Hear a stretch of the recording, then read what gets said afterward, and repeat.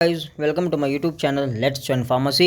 तो यूनिट 3 का हमारा डिस्कशन चल रहा था जिसमें हमने up to non steroidal anti inflammatory agents के बारे में डिस्कस किया था। ठीक है, जैसे कि प्रीवियस वीडियो आपने देखा होगा। अगर नहीं देखे होंगे तो सबसे पहले जाके आप उस वीडियो को देखें, क्योंकि वो वीडियो भी वेरी वेरी इंपॉर्टेंट है आपके फार्मेसी के अंदर, आपके मेडिकल एग्जाम के अंदर, नर्सिंग के अंदर, सभी मेडिकल फैक्टर्स के अंदर non steroidal anti inflammatory drugs का रोल एक हटके रोल है उसका। ठीक है, अब नेक्स्ट भी हमारे एक इम्पॉर्टेंट ड्रग्स के बारे में ही हम स्टडी करेंगे जो कि बहुत ही इंपॉर्टेंट है, जैसे कि एंटी गाउट ड्रग्स और एंटी रोमेटिक ड्रग्स। ओके, ये ड्रग्स जो गाउट और रोमेटिक डिसीज़ को ट्रीट करने के लिए दिया जाता है उनके बारे में स्टडी करेंगे, जो कि अब प्रेजेंट कंडीशन में रोमेटिक आर्थराइटिस एक मेजर कंडीशन है। ठीक है, वो होते क्या है उसके बारे में हम इन डीप डिस्कस करेंगे। और मैंने जो है ना केडी त्रिपाठी और ठाकुर पब्लिकेशन से नोट्स बनाए हैं, आप जो है ना डिस्क्रिप्शन से नोट्स डाउनलोड कर सकते हो। तो देखते हैं गाइस, सबसे पहले anti gout and anti rheumatic drugs. Gout होते क्या है? गाउट हम किसको कहते हैं? गाउट ये एक हेरिडेटरी मेटाबॉलिक डिसीज़ है जो कि कैरेक्टराइज है by over production of the uric acid. देखिए, गाउट होने के लिए यही इंपॉर्टेंट है, दैट इज़ यूरिक एसिड। ये आपको दिख रहा है ना जी, ये येलो कलर वाला, इसको हम यूरिक एसिड कहते हैं। अगर ये डिपोजिशन हो गया आपके जॉइंट्स के अंदर, दैट लीड्स टू गाउट, जो कि सीवियर पेन आपको देता है। नॉर्मल प्लाज्मा यूरेट, प्लाज्मा के अंदर नॉर्मल यूरेट लेवल जो है ना वो 2 mg/dL। अगर इससे ज़्यादा हो गया तो that leads to the deposition of this uric acid, जो कि एक अमाइनो एसिड है। समझ रहे हो ना? यूरिक एसिड ये एक प्यूरिन मेटाबॉलिज्म है। हाँ, मतलब ये प्रोडक्ट है प्यूरिन मेटाबॉलिज्म का, and has a low water solubility especially at low pH.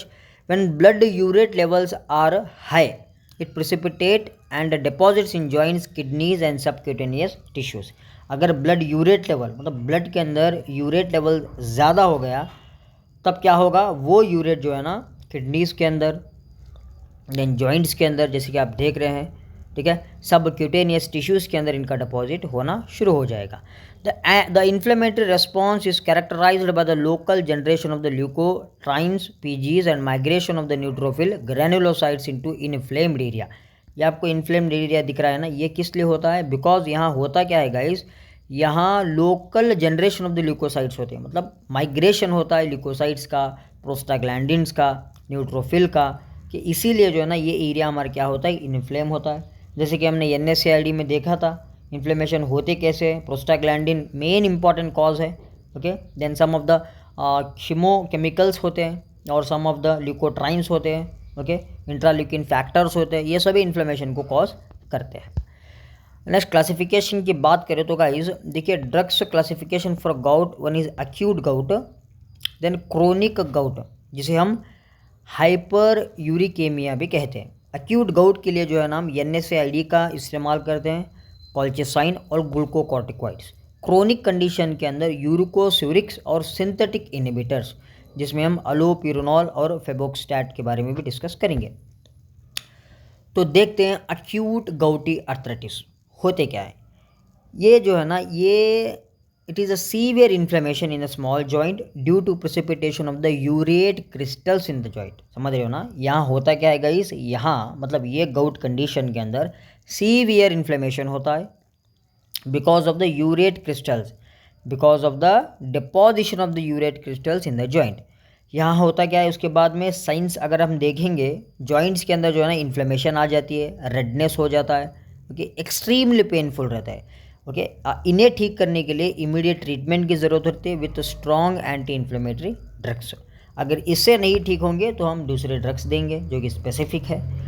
First हम बात करते हैं NSAID। इसके बारे में तो हमने इन डिटेल जो है ना डिस्कस कर लिया है, जस्ट प्रीवियस वीडियो को आप जाके देख सकते हो। हाँ, फिर भी हम बताते हैं, one of the strong anti inflammatory drugs. Okay, NSAID मतलब काफ़ी है गाउट के अंदर।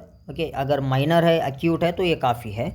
One of the strong anti inflammatory drug example piroxicam, पता है, जिसका हाफ लाइफ जो है ना बहुत ज़्यादा है, 24 आवर्स तक हाफ लाइफ इसका है पायरोक्सिकैम का, और ये वेरी लॉन्ग एक्टिंग ड्रग है। डाइक्लोफिनैक, इंडोमेथासिन, नेप्रोक्सिन और एटेरोकॉक्सिब, ये जो है ना रिलेटिवली हाई डोज में दिया जाता है। Okay, and quickly repeated doses में दिया जाता है। जैसे कि 120 mg एट्रिकॉक्सिब 2 टाइम्स दिया जा सकता है इस तरीके से। पायरोक्सिकम 20 mg 2 टाइम्स दिया जा सकता है इस तरीके से, रिपीटेडली हाई डोजेस में दिया जाता है। They are quite effective in treating terminating the attack, but it takes 12 to 24 hours while complete resolution takes for 5 to 10 days। मतलब इनका ये है, मतलब ये एक्शन दिखाने के लिए एक दिन लेते हैं पूरा, उनके रेजोल्यूशंस के लिए 5 to 10 डेज मिनिमम चाहिए। नेक्स्ट हमारा ड्रग है दैट इज़ कॉल्चिसाइन। कॉल्चिसाइन ये एक अल्कोलॉइड है from Colchicum autumnale, from Colchicum autumnale. Okay, ये यूज्ड होता है गाउट के अंदर फ्रॉम 1763 से, और इसको हम जो है ना, it is neither analgesic nor anti inflammatory but it suppresses gouty inflammation. Gout को सप्रेस करने के लिए, मतलब गाउटी इन्फ्लेमेशन को सप्रेस करने के लिए कॉल्चिसाइन का इस्तेमाल होता है। इसको पहले इस्तेमाल करते थे, अभी because of the traditional drugs, बहुत सारे ड्रग्स मार्केट के अंदर अवेलेबल है, इसलिए इनका इस्तेमाल रिड्यूस हो चुका है। मैकेनिज्म ऑफ एक्शन की बात करें, कॉल्चिसाइन ये करते क्या है गाइस, ये जो है ना इनहिबिट करते हैं deposition of the monosodium urate crystals in the joint tissues.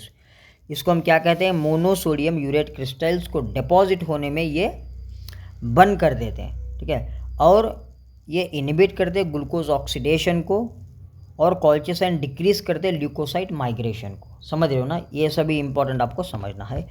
Next pharmacokinetics की बात करें तो ये अब्जॉर्ब होते हैं rapidly, okay, metabolize partially in the liver, excreted in the bile. Therapeutic uses, ये एक्यूट गाउट को ट्रीट करने के लिए दिया जाता है। Adverse effects, abdominal pain, nausea, vomiting, diarrhoea, bone marrow suppression. Dose, इसको जो है ना small doses that is 0.5 to 1.5 mg per day दिया जाता है। देन कॉर्टिकोस्टेरॉइड्स, देखिए कॉर्टिकोस्टेरॉइड्स ये एक स्टेरॉइड है। अब गाउट के अंदर प्रिफर्ड कॉर्टिकोस्टेरॉइड कौन सा है, देखिए इंट्रा आर्टिकुलर इंजेक्शन, इसको हम क्या कहते हैं, इंट्रा आर्टिकुलर इसको कहते हैं। क्या कहते हैं, इंट्रा आर्टिकुलर, मतलब जस्ट बीच, जॉइंट के बीच के अंदर इंजेक्शन दिया जाता है। Okay, intra articular injection of the triamcinolone acetonide 10 mg in a small finger और toe joint suppress the symptoms of the acute gout. 10 mg small finger के पास या टो जॉइंट को दे सकते हो, जो कि सप्रेस करता है गाउट के सिम्टम्स को। Systemic steroids are rarely needed, they produce good effect than colchicine. Okay, and ये जो है ना ये रिजर्व्ड है, मतलब ये सिस्टमिक स्टेरॉइड्स जैसे कि ट्राइएमिनोक्लोन एसीटोनाइड ये एक रिजर्व है, मतलब वेरी गुड एक्टिंग है, सेफ है for renal failure, ulcer bleeding in हुम NSAIDs are Contra indicated.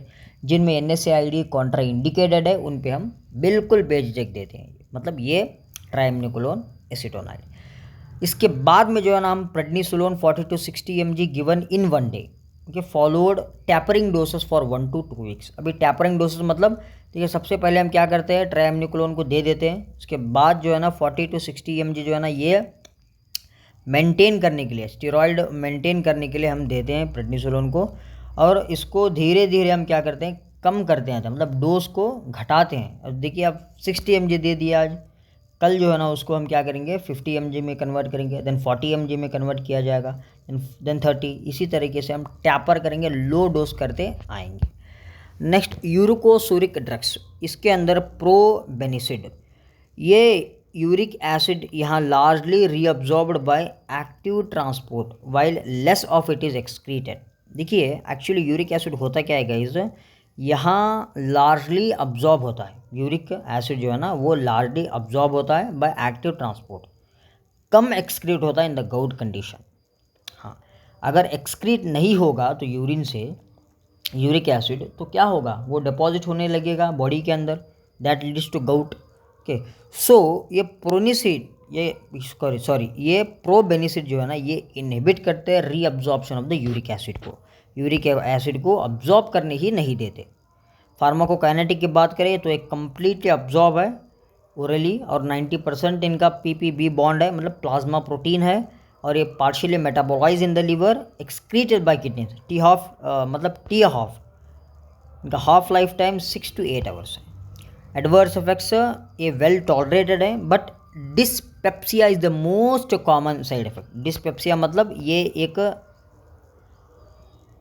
Gastric problem है जो कि इनडाइजेशन भी कह सकते हैं, पेन, सीवियर पेन आपके स्टमक में हो सकता है। Therapeutic uses, it is used in the chronic gout, dose 0.25 gram BID मतलब 2 times in a day, increase to 0.5 gram 2 times in a day तक आप दे सकते हो इस प्रोबेनिसिड को। Next, uric acid synthesises inhibitors, जिसका एग्जांपल्स है अलूपिरोनॉल। ये एक प्यूरिन कंपाउंड है और ये जो है ना इनहिबिटर है xanthine ऑक्सीडेज एंजाइम का। ये अलूपिरोनॉल ये इनहिबिट करता है xanthine ऑक्सीडेज एंजाइम को। यही xanthine ऑक्सीडेज एंजाइम जो है ना रिस्पॉन्सिबल है for the uric acid synthesises.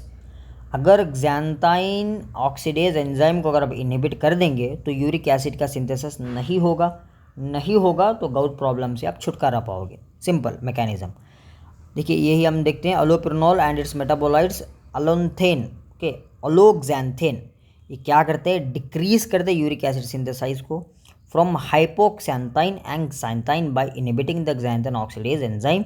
This decrease in the urates in the tissues. Simple.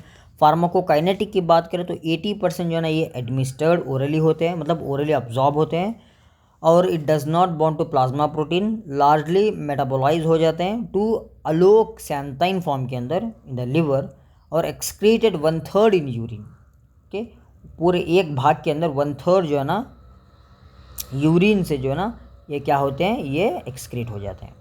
Adverse effects की बात करें तो rashes, fever, muscle pain, gastric irritation, nausea, vomiting, ये सब जो है रेयर है, अगर होंगे तो ये रेयर होंगे। Uses allopurinol is the first choice of drug in chronic gout. It is used in both overproducer and under excrete of the uric acid. अगर यूरिक एसिड ज़्यादा प्रोड्यूस हो रहा है या कम एक्सक्रीट हो रहा है in the form of urine, तब भी ये allopurinol का इस्तेमाल होता है। एंड जो है ना ये न्यूरोपैथी में भी दिया जाता है, मतलब नर्व पेन में भी, और ये एडजुवेंट की तरह एक्ट करता है in the cancer therapy. Dose 100 mg start करना है वंस अ डे, ग्रेजुअली हमको इंक्रीज करना है dose, that is 3 mg per day.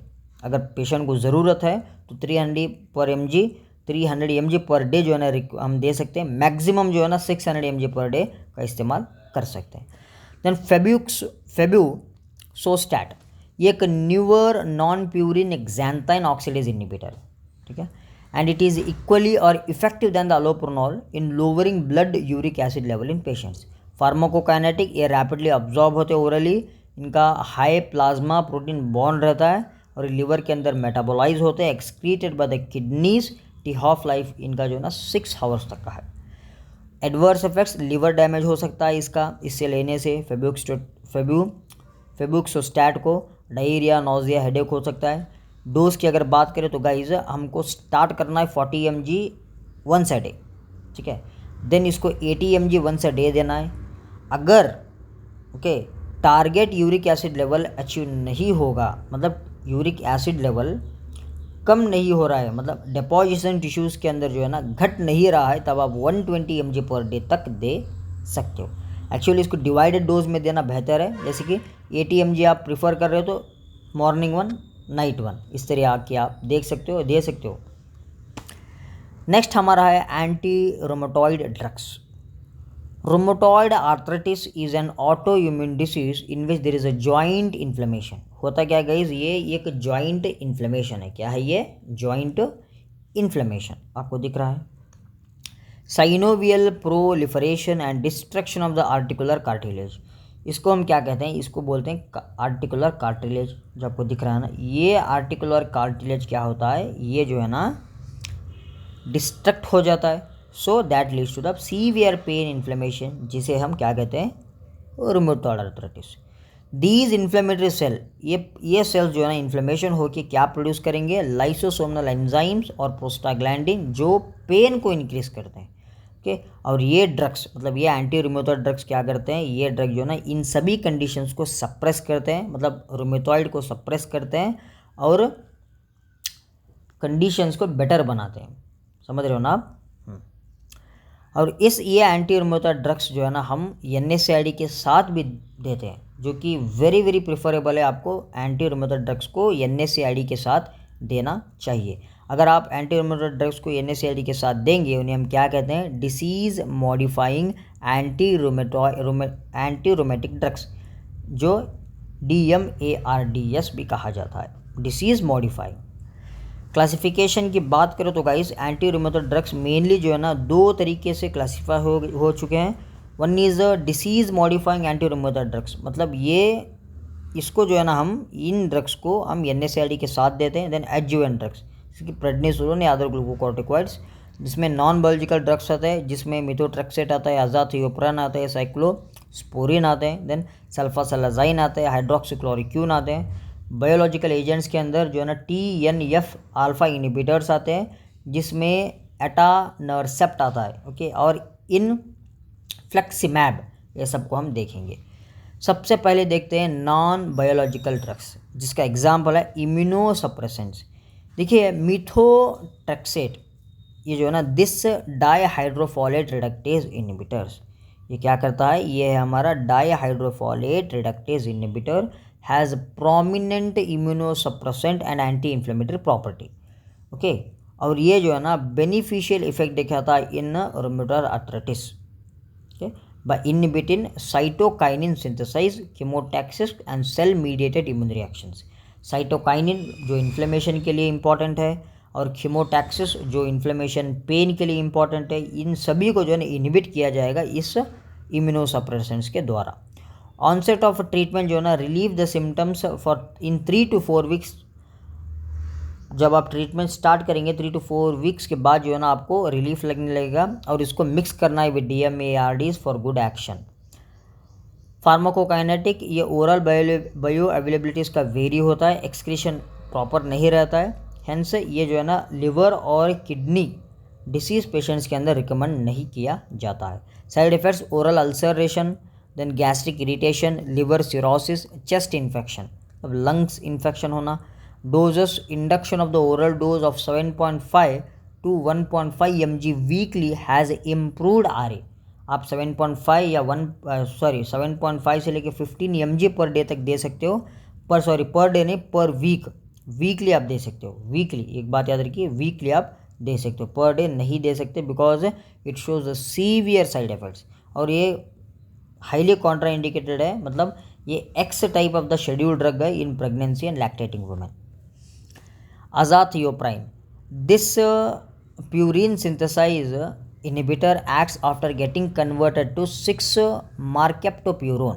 ये भी एक तरीके का हमारा प्यूरिन सिंथेसाइज इनहिबिटर है, जो कि एक्ट करता है on conversion to 6 mercaptopurine by the enzyme thiopurine methyl transferase.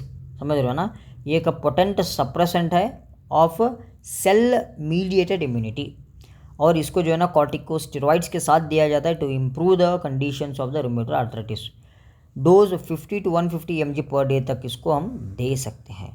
Other इम्यूनोमॉड्यूलेटर जैसे कि सल्फासेलाज़ाइन, ये एक कंपाउंड है, ठीक है, सल्फासेलाज़ाइन ये एक compound and 5 amino salicylic acid exerts anti inflammatory activity in the bowel, okay, it is a compound of the sulfapyridine and 5 amino salicylic acid, जो कि एक्सर्ट करते हैं अपने एंटी इन्फ्लेमेटरी एक्शन को बॉवेल के अंदर, ठीक है। और ये use as a second line drug for the milder cases of rheumatoid arthritis, और कंबाइंड विद द मिथोट्रेक्सेट के साथ इसको कंबाइन भी किया जाता है। हाइड्रोक्सीक्लोरोक्वीन, ये एंटी मलेरियल ड्रग है, जो कि 50% रूमेटॉइड आर्थराइटिस के अंदर इस्तेमाल होता है। क्यों इसका इस्तेमाल होता है, बिकॉज इसका जो है ना टॉक्सिक इफेक्ट कम रहता है, इसलिए। They reduce monocyte IL-1 production, मतलब इंटरल्यूकिन्स को प्रोडक्शन को डिक्रीज करता है, रिड्यूस करता है, और जो है ना बी लिम्फोसाइट्स को कम करता है, और जो है ना, और ये लॉन्ग डेज तक आपको देना है। साइड इफ़ेक्ट्स रेटिनल डैमेज, आंख के अंदर, आई के अंदर रेटिना का डैमेज होना, रैशेस देखने में आना, greying of the hair, neuropathy, ये सब जो है ना हमारे साइड इफ़ेक्ट्स है। Dose 400 mg followed by 200 mg per day. सबसे पहले 400 mg आपको देना है, ओके, चंद दिनों के लिए, फॉर 1 वीक। उसके बाद जो है ना आपको 200 mg देना है, ओके, फॉर मेंटेनेंस के खातिर। नेक्स्ट, बायोलॉजिकल एजेंट्स, जिसमें सेवरल रिकॉम्बिनेंट प्रोटीन और monoclonal antibodies that bind and inhibit cytokines, okay, several recombinant protein और मोनोक्लोनल एंटीबॉडीज़ जो क्या करते हैं, ये बाइंड करते हैं और इनहिबिट करते हैं साइटोकाइनिन्स को, वो साइटोकाइनिन जो कि पेन के लिए नेसेसरी है, इसी को हम इनहिबिट कर देंगे तो क्या होगा, पेन आपको नहीं महसूस होगा। मेनली साइटोकाइनिन्स जो है ना वो TNF अल्फ़ा है और IL-1 है, जो भी मतलब उसी को हम जो है ना इन दोनों को हम इनहिबिट करते हैं, जो कि ये दोनों साइटोकाइनिन्स है। TNF अल्फ़ा इनहिबिटर्स जिसका एग्जाम्पल्स है इटानरसेप्ट, ये एडमिनिस्टर्ड किया जाता है in the form of subcutaneous route, जैसे कि आप फिगर में देख रहे हो सबक्यूटेनियस रूट में इसको इंजेक्शन किया जाता है 50 mg वीकली हफ्ते में 50 mg आप दे सकते हो। It bind to TNF alpha and prevent activating of the TNF receptors, ये TNF अल्फ़ा पर बाइंड होके और ये जो है ना प्रिवेंट करेगा TNF रिसेप्टर्स को एक्टिवेट होने में, मतलब एक्टिवेट होने नहीं देगा। Then side effects, pain, redness on injection site में अकर, चेस्ट इन्फ्लेमेशन और चेस्ट इन्फेक्शन में increase, sorry not inflammation, chest infection जो है ना इंक्रीज हो जाता है। तो गाइज ये हो गया हमारा सारा कुछ एंटी गाउट और एंटी इन्फ्लेमेटरी ड्रग्स के बारे में। नेक्स्ट हम देखते हैं हमारा unit 4 in upcoming videos. Okay, channel अगर आपको मतलब समझ में अगर वीडियो आ रहा है, कुछ ना कुछ आप सीख रहे हो, तो चैनल को सब्सक्राइब कर ले। एक और चैनल है हमारा जिसमें हम मेडिकल नॉलेज, जिसे हम फ़ायरोज़ मेडी नॉलेज कहता हूँ मैं, उसको आप सब्सक्राइब कर ले। डिस्क्रिप्शन में उसका भी लिंक मैंने डाल दिया है, जिसमें आपको मेडिकल नॉलेज मिलेगी, बेहतरीन ड्रग नॉलेज आपको दी जाएगी और ब्रांड रिव्यू भी आपको दिया जाएगा। Thank you guys.